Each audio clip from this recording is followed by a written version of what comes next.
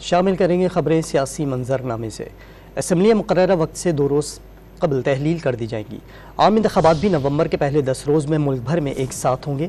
Election commission کو درکار funds میں سے نصف جاری کیے جا چکے۔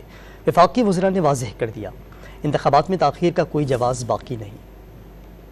عام انتخابات کے انعقاد پر چھائی دھند چھٹ گئی۔ وفاقی وزیر خرم دستگیر نے غیر ملکی نشریاتی ادارے کو انٹرویو میں بتا دیا کہ نومبر کے پہلے 10 روز میں وفاق اور 4 صوبوں میں ایک ساتھ الیکشن ہوں گے۔ آئین میں 60 یا 90 دن کی ایونچوالٹی ہے، تو زیادہ سے زیادہ 90 دن کے اندر پاکستان میں نئے انتخابات نومبر کے پہلے 10 دن میں ہو جائیں گے۔ وفاقی وزیر داخلہ رانا ثناء اللہ نے بھی تصدیق کی کہ مقررہ وقت سے 48 گھنٹے قبل اسمبلیاں تحلیل کر دی جائیں گی تاکہ الیکشن کمیشن کو 60 کی بجائے 90 دن میسر ہوں۔ دوسری جانب وفاقی حکومت نے الیکشن کمیشن کو درکار 50% فنڈز جاری کر دیے۔ فوج نے بھی عام انتخابات کی سیکیورٹی کی یقین دہانی کرا دی ہے۔